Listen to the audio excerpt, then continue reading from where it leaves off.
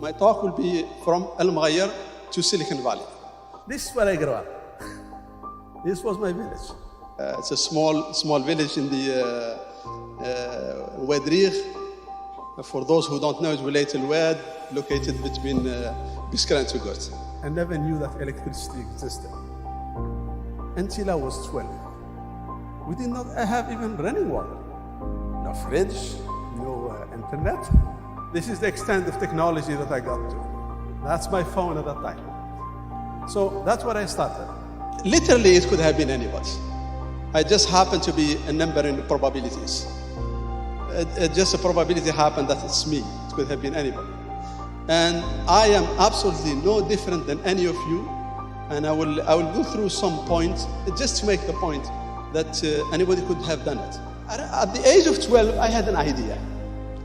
I didn't know. I was in the Sahara Desert, small village. You don't know anything. So I had this idea. I used to go buy soap.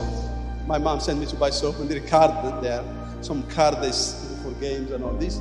And I had this idea. I was a kid, so I wanted to make a game, and that I'll teach people geography. And I was thinking about how to do it, and I went to people and said, "This will make it very good." I made my card, and I went to people, try to incite them to do it, and people look at me crazy. But I did not know what it is at that time, so I just in the middle of it. So I gave up the idea, but I never let that dream go away. I had it, I never let it go. When I finished my PhD, I took 6 months, and I worked on it, and I made it a game, and it sells all over the world, and I get royalties on it. So never let your dream die, even if it stays inside. Whenever you have the chance, do it. So to get out of my place, I realized the only way possible for me, with the background I have, is education. Education, education, education. And I had a lot of gaps, a lot of holes. So I took all the classes, and all these practical classes and all this. And my last few years at Stanford, I was doing a PhD in solar energy at that time.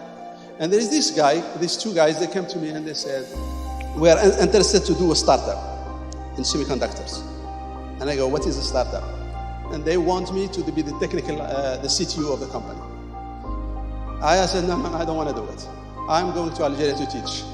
And that's what I was sent. I was sent to go and come back and teach. So many years later, a few years later, I ran into these guys. I found they were there. They were selling company. The company sold for $100 million. Why I'm telling you this story is these are people that believed in me more than I believed in myself. That's the worst thing that can happen to a human being, that somebody else believes in you more than you believe in yourself. So I just hit me, the biggest thing hit me in life. And I went and I wanted to know everything about startups, how to do companies, I learned everything possible. Life, when you do things, you should not try to be better than anybody. You have to be better than yourself. Better yourself. Get to know yourself and do better than you can. Don't worry about anybody. We don't all start with the same point. Some people have their fathers is Bill Gates, and some people have Mahatma Gandhi, I guess, or something like that. So we don't have the same funding. So we started differently. So you do what you can with what you have, and you push forward.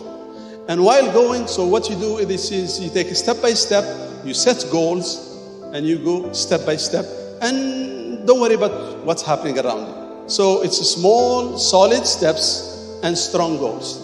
And while going, remember to leave your footprints. You have to go and leave your footprints. For whatever you do, you are a farmer, you are a scientist, you are somebody sweeps the floors, you try to do the best you can. And that's what all you need to do. So if you look at it this way, it looks like stairs going up. This is life, is very easy. In fact, life is not like that, unfortunately. It's more like this. At least my life has been like this, or even worse. So you go up and down and up and down, and life is full of ups and downs, and you have to ride them and take them to where, and just wake up every time when you do it. I will tell you small stories. So I went to my taxman, a guy who was about 80 years old, and he was doing his my taxes, and he told me, "Let me tell you an advice." And he said, "Look, you are not old enough to know this. I am retired. I sit in the backyard. And there is nothing that bothers me in life than things that I want to do and I have never done. It eats me in life, and you cannot sleep when you're old. So do them now. The next day I quit my job and I went and I did something else. If you have something in your mind and you want to do it, don't let it there. Get it out of your system. That's the best way to do things. It's by trying and moving forward, you learn things. If you break eggs, let it be. The more eggs, the bigger the omelette. So please discover yourself and know what you love. It is money, let it be money. Research that, but you have to love what you want to do. And things will roll out from there. My advice is never stop advancing and never look back except to assess yourself. Don't let life define you, you should define life. And keep dreaming. Don't downplay yourself, risk big, do things, and if it doesn't work, you go back and work for some other companies. Life is short to just keep repeating the same thing. You really need to snap out of it like, let me lose a couple of years of my life. It might lead somewhere. Don't be afraid of, see, you cannot make an omelette unless you break the eggs. You learn also, you fail in life. It's okay. You fail in life, and while failing, I learned so many things. So if it's a good, successful company, everything is going fine and you don't learn very much. If it's a failure, you learn so much.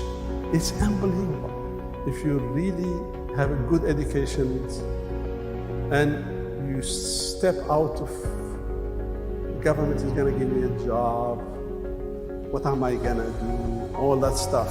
You have to get out of it. Start to think about what problem the society has, can I solve it? A lot of people tell me, I have an idea. Everybody has an idea. Everybody in his whatever has an idea. Ideas is the easiest thing to have in life. If you don't have an idea, there is something wrong with you. Whether you make money or not, or it's already out or not, that's another story. But at least, I'm telling you, ideas are bound. So it's not the idea that's important. Let me tell you. None of us is smart enough to know everything. So, if you wait, somebody is going to find it. You are lucky you had an idea ahead of time, so you are blessed. 6 months later, max, it's known about 6 months. If you have an idea, you didn't do anything about 6 months later, it's gone. So, don't think about, I have an idea and I sit and it's a weekend thing. It's after hour thing. I'm going to work it in after hour. That doesn't work. Doesn't work at all. Try not to fall in love with your idea.